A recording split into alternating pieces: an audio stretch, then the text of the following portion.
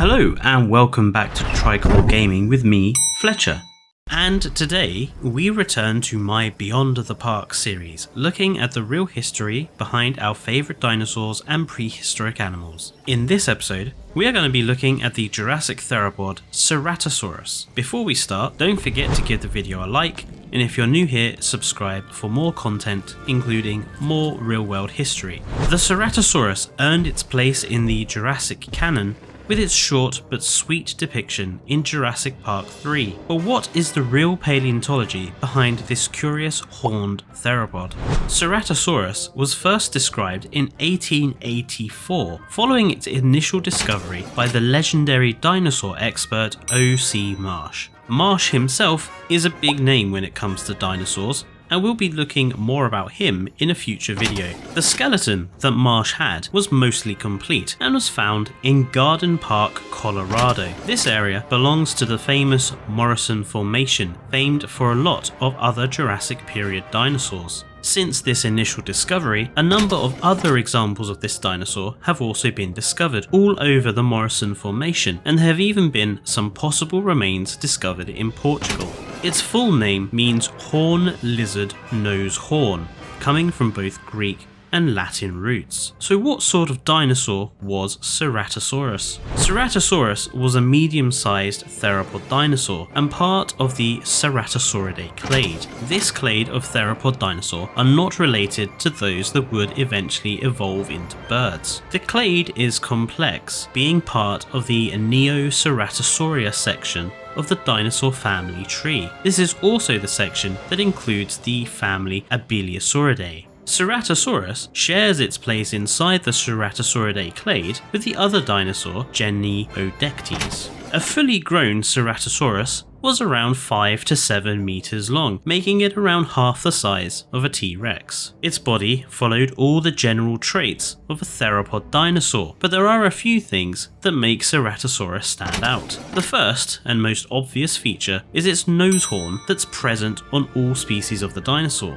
In addition, Ceratosaurus has also been discovered to have armoured osteoderms along its body. It's also a fairly rare dinosaur. In the Morrison Formation, Ceratosaurus remains are outnumbered by Allosaurus remains by a factor of 7 to 1. The purpose of the Ceratosaurus horn has changed since the dinosaur's discovery. When Marsh first described the dinosaur, he assumed that the horn was a weapon used when hunting or defending, much like how Iguanodon's thumb spike was initially thought to be a nose horn for hunting or defending. The interpretation is, however, considered outdated nowadays. In 1985, it was theorized that the horn was instead used for mating contests between males of the species contending for breeding rights. In 1990, this changed again, with suggestions that the horns were solely used for display and that they had no role in physical altercations. Having studied a range of material for this video, and I'll try to include some links down in the description below, I think it's likely that the horn served both purposes.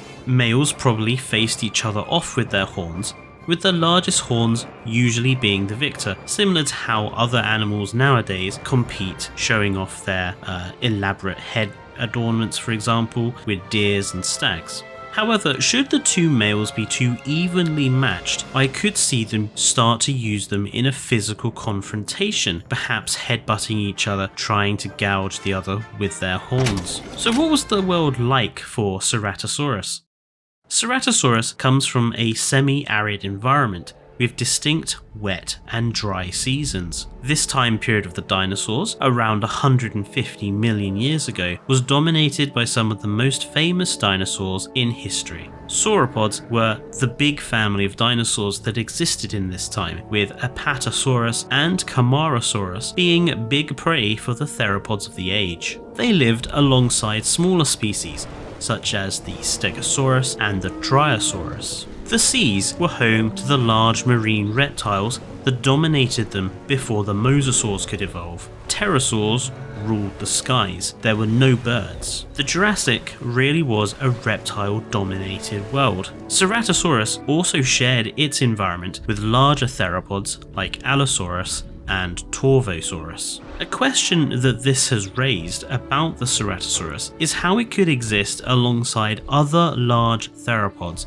without being in direct competition. Some paleontologists believe that Ceratosaurus may have had a different feeding strategy to Allosaurus or Torvosaurus. Something that supports this idea is that Ceratosaurus teeth are generally more broad and longer than other carnivores that surround it, indicating an alternative feeding strategy. A study that investigated feeding methods determined that Ceratosaurus was a slice and rake feeder, where it would use its upper jaw to rake prey similar to how carnivores eat. Allosaurus, in comparison, was a strike and tear or strike and pull feeder. In 2004, however, an alternative explanation was considered. Robert Baker and Gary Beer suggested that Ceratosaurus may have spent a lot of time in and around water and may have even led a semi-aquatic lifestyle. There was a number of factors that they put forward for this. Firstly, the fact that many Ceratosaurus teeth were commonly found around fossilized water sources, and also the fact that, according to them, Ceratosaurus's tail was deep and crocodilian-like, compared to, say, an Allosaurus whose tail was shorter, thinner and stiffer. They considered that perhaps Ceratosaurus specialized in hunting prey around lakes and rivers like fish and crocodilians, and this enabled it to live within an ecological niche that prevented it from competing with animals like Allosaurus that would be hunting on the plains. However, this theory has since been challenged, with a 2019 study suggesting that Ceratosaurus may have hunted aquatic prey but was not a semi-aquatic animal. Instead, it's been suggested that Ceratosaurus simply had a more varied diet than other large theropods, hunting down a range of prey and opportunistically scavenging where it could. To use a modern day metaphor, the Ceratosaurus then would be something like a hyena, while the Allosaurus is more like the lion. If you want to see Ceratosaurus today, then you could head to the Natural History Museum in Utah, where they have a cast of one found from Cleveland Lloyd Quarry. There's also a replica located in the Kelvin Grove Museum and Art Gallery in Glasgow, Scotland. Is Ceratosaurus one of your favourite theropods? Let me know in the comments down below, and in the next Beyond the Park, we are going to delve into the myriad of marine reptiles and the different family groups that existed all the way through the time of the dinosaurs. Don't forget to like and subscribe for more dinosaur content, and until next time, stay safe and goodbye.